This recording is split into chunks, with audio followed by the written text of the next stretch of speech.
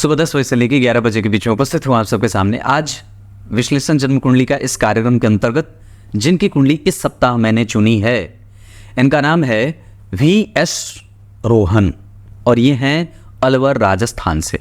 किसी ने लिखा था, पंडित जी आप खाली बिहार झारखंड की कुंडलियाँ लेते हैं और उत्तर प्रदेश की। ऐसा बिल्कुल भी नहीं है भगवान, हर जगह की कुंडली लेता हूँ। बस ये प्रश्न पे निर्भर करता है कि वो सामने वाला कितना परेशान है प्रश्न से, वो दिख जाती हैं चीज़ें, और वो कितने दिन से मुझे देख रहे हैं और उनके प्रतिक्रियाओं में कैसे ऊर्जा का संचार हो रहा है। आइए इसके पहले आपको और बताऊं तो अगर आप भी अपनी जन्म कुंडली का ऐसे ही विश्लेषण कराना चाहते हैं तो जरूर ही अपना डेट ऑफ बर्थ, टाइम और प्लेस जरूर लिखें कमेंट में, और जो बैनर जाता है उस पर भी अवश्य लिखें, और साथ ही साथ कार्यक्रम देखने के दौरान जय श्री कृष्णा अवश्य लिखिए। शुरू करते हैं आज का कार्यक्रम। आइए अब आपको विषय पे लेके आता हूं। इनका डेट ऑफ बर्थ है 18 अगस्त 1983, सुबह 8 बजे, अलवर राजस्थान। और ये इनका जन्म हुआ श्रावण माह दक्षिणायन। इस कारण से व्यक्ति प्रेमी नेचर का है, इस कारण से कई बार लोग इन्हें दबाने की कोशिश भी करते हैं। इनकी कुंडली में सिंह लग्न की कुंडली बनी है। लग्न में ही सूर्य बुध शुक्र बैठे हैं और गुरु राहु केतु के संपर्क में है। चंद्रमा धनु राशि में है जिसका अधिपति जन्म कुंडली में राहु केतु के संपर्क में। और वैसे ही सिंह लग्न की कुंडली के लिए गुरु अष्टम के साथ साथ पंचम भाव के अधिपति होते हैं। उच्च के होकर के शनि इस कुंडली के मार्केश होकर के जन्म कुंडली में न्यायालय भाव के अधिपति होकर के उच्च के हैं, और इस भाव के अधिपति उच्च के, और इस भाव पे मंगल की दृष्टि जा रही है, राहु की दृष्टि जा रही है। इस कारण से थोड़ी बहुत परेशानी, और छठवें भाव के अधिपति पे मंगल की दृष्टि जा रही है। ये तमाम जो चीज़ें होती हैं वो व्यक्ति के जीवन का वो क्षेत्र जो जिसको आप कोर्ट केस कचहरी कहते हैं वो बहुत ज़्यादा एक्टिव होता है और व्यक्ति को उसमें फंसना पड़ता है। मंगल के ऊपर केतु की दृष्टि व्यक्ति के जीवन में कभी कभी मानसिक संताप देते हैं। शुक्ल पक्ष के 10वीं तिथि के चंद्रमा, अगर हो सके तो अभी तो आपको सरकारी नौकरी का योग है नहीं, तो शुक्ल पक्ष के 10वीं तिथि के आधार पर आपको अपना व्यापार करना चाहिए, और आप निश्चित रूप से शनि से संबंधित, मंगल से संबंधित कोई भी कारोबार कर सकते हैं। इसके अतिरिक्त गुरुवार को जन्मे हैं आप, गंभीर हैं, चिंतन करिए और बहुत ज़्यादा लड़ाई झगड़े से मुक्त करिए अपने आप को, क्योंकि मंगल आपके नीच के हैं और शनि जो है वो मार्केश होकर के इस कुंडली के लिए कमज़ोर नहीं है, उच्च के हैं, पर इस भाव पे राहु का प्रभाव और गुरु राहु केतु के संपर्क में लग्न में ही सूर्य बुध शुक्र बैठ करके लग्न को कमज़ोर करने की पूरी कोशिश कर रहे हैं। इस वजह से आपकी व्यवहारिकता जितनी अच्छी है उतना फल आपको मिलता नहीं है। मूल नक्षत्र में जन्मे हैं, इस वजह से कोई भी काम थोड़ा रुकता है और इस कारण से भी कई बार जीवन में चुनौती बनती है। क्षत्रिय वर्ण और राक्षस गण के हैं, इस कारण से लड़ाई झगड़ा से दूर रहिए, अपने अंदर सकारात्मक शक्तियों का संचार करिए, दुर्गा सप्तशती का पाठ करिए, देवी कवच का पाठ प्रत्येक दिन अवश्य करिए। इस कुंडली में सूर्य 0 डिग्री पे है, इस वजह से कई बार दिक्कत होती है, और बुध 28 डिग्री पे हैं, इस वजह से भी दिक्कत हो रही है। लग्न में शुक्र वक्री 11 डिग्री के मघा नक्षत्र में, इस कारण से कंफ्यूजन बढ़ जाती है। लड़ाई झगड़ा मत करिए, अपने आप को अपने बल पे जनरेट करने की कोशिश करिए। आपकी कुंडली में गुरु राहु और केतु के संपर्क में, इस वजह से कफ जनित बीमारियां इस कुंडली को परेशान कर रही है, क्योंकि वो चौथा क्षेत्र कफ का क्षेत्र होता है, हृदय क्षेत्र, ये फेफड़े का स्थान होता है, और यहाँ पे गुरु राहु केतु का संपर्क है। इस भाव के अधिपति नीच के हैं और गुरु से दृष्ट हैं। हालांकि आपकी कुंडली ऋण वगैरह से मुक्त होने में थोड़ी दिक्कत करके भी ऋण से मुक्त जरूर हो जाएगी, लेकिन अभी जो दशा चल रही है वो आपको लगातार 2026 के अप्रैल तक परेशान रखेगी।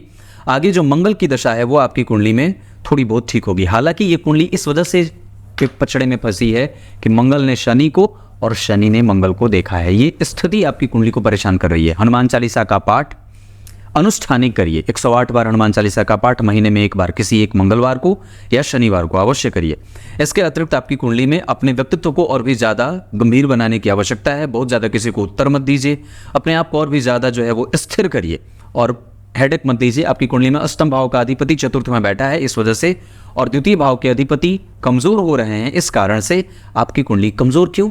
क्योंकि वो तीनों ही एक साथ बैठ करके भाव के फल को कमज़ोर कर रहे हैं। दूसरा कि वो डिग्री में कमज़ोर हैं, उनके ऊपर किसी शुभ ग्रह की कोई दृष्टि नहीं है, और सूर्य बुध एक साथ और शुक्र बैठते हैं तो पैतृक संपत्ति से वंचित करते हैं, वही हो रहा है। मतलब अगर आसानी से मिल रही हैं चीज़ें तो ठीक है, नहीं तो फिर बहुत ज़्यादा जा करके अपना नुकसान ना करिए। वैसे आपकी कुंडली में चल अचल संपत्ति के नुकसान के योग हैं, क्योंकि अष्टमेश चतुर्थ में राहु का प्रभाव, और यहाँ पे राहु अष्टम क्या बोलते हैं उच्च के होकर के बैठे हैं दशम स्थान में। इस कारण से करियर कभी कभी उधेड़ बुन में और थोड़े बहुत असमंजस की स्थिति के साथ बढ़ता है। पर वैसे आपका दिमाग बड़ा बेहतर है और आप चीज़ों को बहुत ही ज़्यादा लाइटली नहीं लेते, मतलब वो गंभीर है आपके लिए, कोई भी छोटी हो या समस्या या बड़ी हो, ये बात है। आपकी कुंडली उच्च के शनि को लेकर के बैठी है तृतीय भाव में, इस वजह से ट्रांसपोर्ट का काम बनेगा, रबड़ का काम बनेगा। इसके साथ आपकी कुंडली में जो शनि और मंगल का संबंध बन रहा है, इस कारण से आपको और जो स्थिति आगे आने वाली दशा है, रेस्टोरेंट का भी काम बनेगा, कैटरिंग का बिजनेस भी इस कुंडली के में चलेगा। और साथ ही साथ आपकी कुंडली में अगर बात कहूँ तो पूजा पाठ की सामग्री की दुकान भी इस कुंडली में बढ़िया रहेगी। एक बात और बताता हूँ, अब आपकी कुंडली में नवमांश देखिए, नवमांश कुंडली में गुरु मंगल का यहाँ बैठना, धन भाव के अधिपति का 12वें जाना, अगर हो सके तो पत्नी के साथ मिलकर के आप आगे कुछ भी काम कर सकते हैं। इसके अतिरिक्त अगर बात करें तो यहाँ पे सप्तम भाव के अधिपति लग्न में बैठ करके सप्तम को देख रहे हैं, और गुरु और बुध का परिवर्तन, ये आपकी कुंडली को गुरु और बुध की दशाओं में सहयोगी साबित कर रही हैं। मंगल के साथ राहु का यहाँ बैठना, मंगल कन्या राशि के बैठे हैं, इस वजह से कई बार अपना ही व्यक्ति जो सबसे हितैषी होता है वही शत्रु बनता है। यहाँ सूर्य और चंद्रमा का पंचम भाव में, जिसमें सूर्य उच्च के और चंद्रमा उच्चाभिलाषी होकर के मंगल योग कारक स्थिति पैदा कर रहे हैं। पंचम भाव के अधिपति का दशम में जाना, ये अच्छी स्थिति होगी दाम्पत्य के लिए और अच्छे नेचर के लिए। लग्न में बुध शुभ ग्रह की राशि में, दाम्पत्य बहुत अच्छा। सप्तम भाव के अधिपति सप्तम को देख रहे हैं, गुरु परिवर्तन के साथ। एकादशवें भाव धन भाव के अधिपति 12 में, इस कारण से थोड़ी गड़बड़ी होती है, और जो परिवार में कलह होता है उसके कारण है कई बार आपके घर में, आपके दिमाग में और आपके जो दाम्पत्य के बीच की स्थिति उसमें अनबन हो सकती है। इस वजह से ऐसा बिल्कुल भी ना करें। अभी आप लगातार 2026 के अप्रैल तक परेशान रहेंगे, और इस स्थिति से निपटने के लिए भगवान भोलेनाथ की उपासना आवश्यक है। दशमांश कुंडली में व्यापारिक ग्रह बुध लग्न में और मंगल जन्म कुंडली के धन भाव में, जो होते हैं सप्तम भाव के अधिपति। इस वजह से आपको अब पूरी विश्वसनीयता से ये बात कह रहा हूं कि जब तक आप अपना काम नहीं शुरू करेंगे तब तक आपको सफलता नहीं मिलेगी। और दूसरे, चंद्रमा और सूर्य का प्रभाव अगर दशमांश कुंडली के केंद्र से और चतुर्थ भाव से बनता हो तो ठीक होता है। गुरु लग्न को देख रहे हैं कन्या राशि में, और शनि का प्रभाव सूर्य को प्रभावित कर रहा है, जिसके कारण आपका आत्मबल भी कभी कभी करियर को लेकर के कमजोरी में जाता है।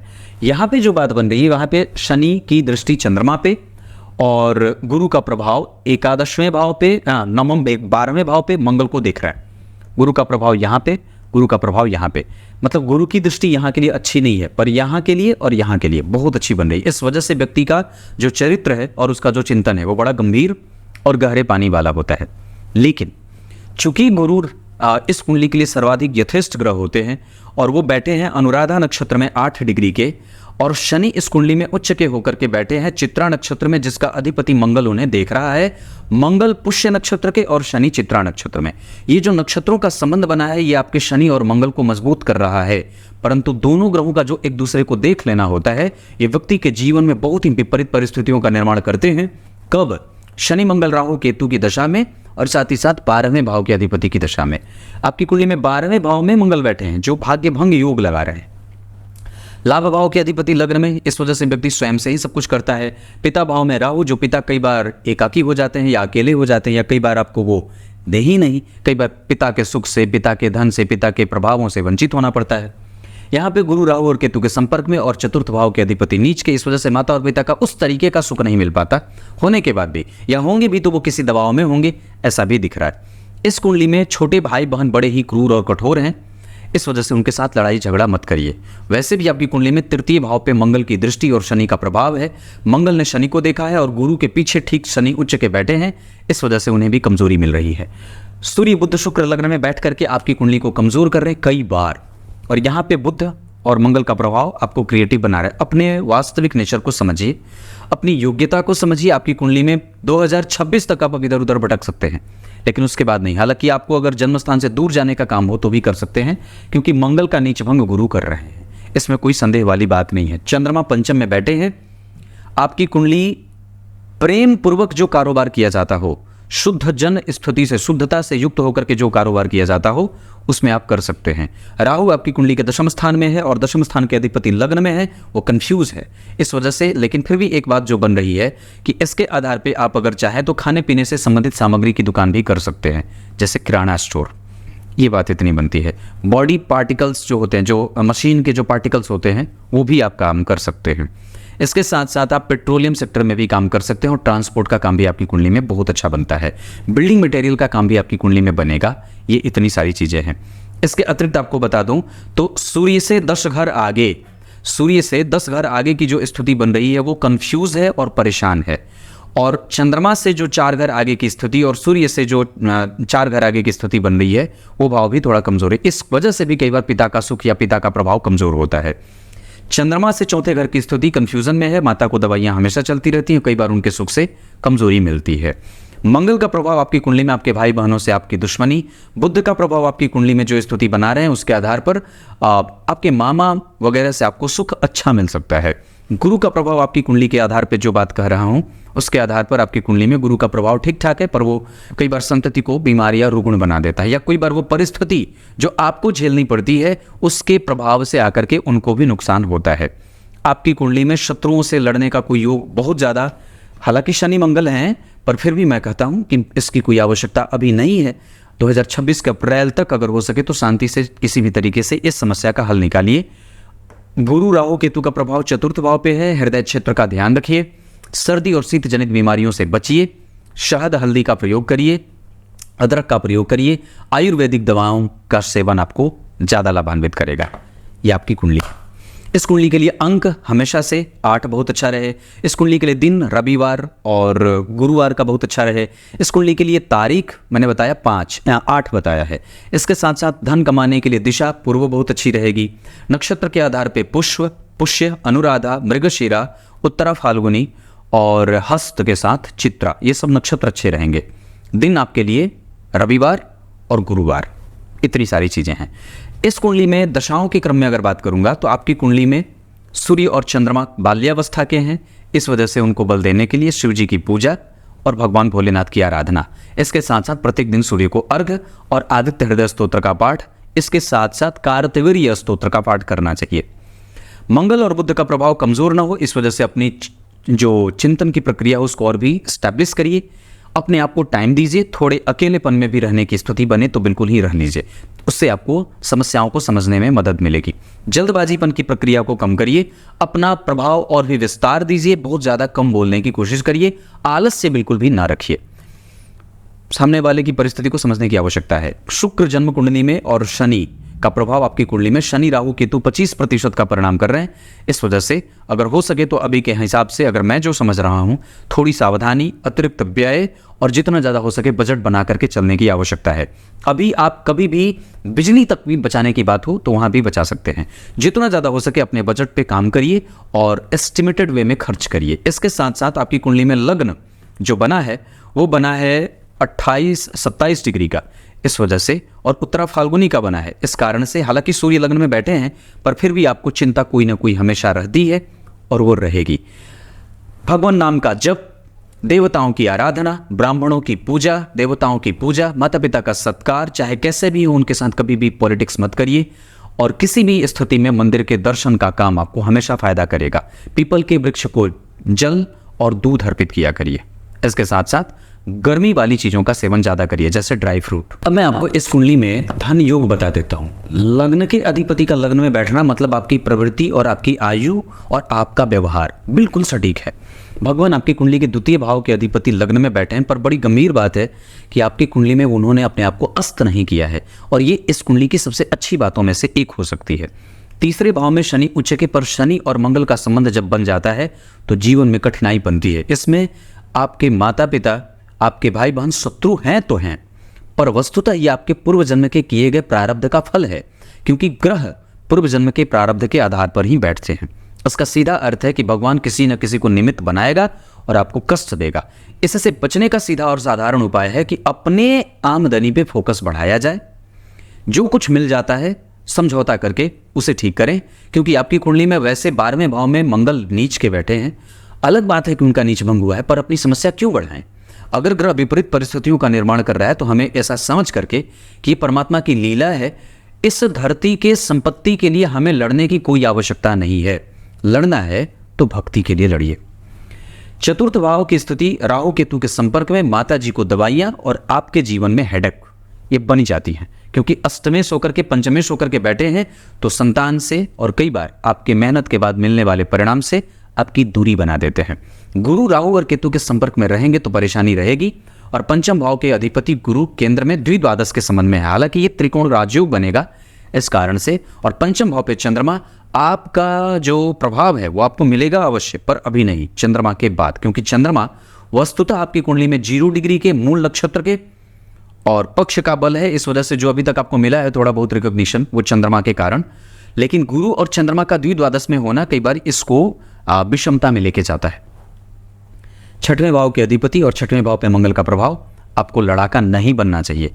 लड़िए मत, बहस मत करिए, क्योंकि आपकी प्रवृत्ति उन लोगों के लिए कभी भी गंभीरता वाली बन नहीं रही है। वो हमेशा आपको कमजोर और दबाने की कोशिश करेंगे।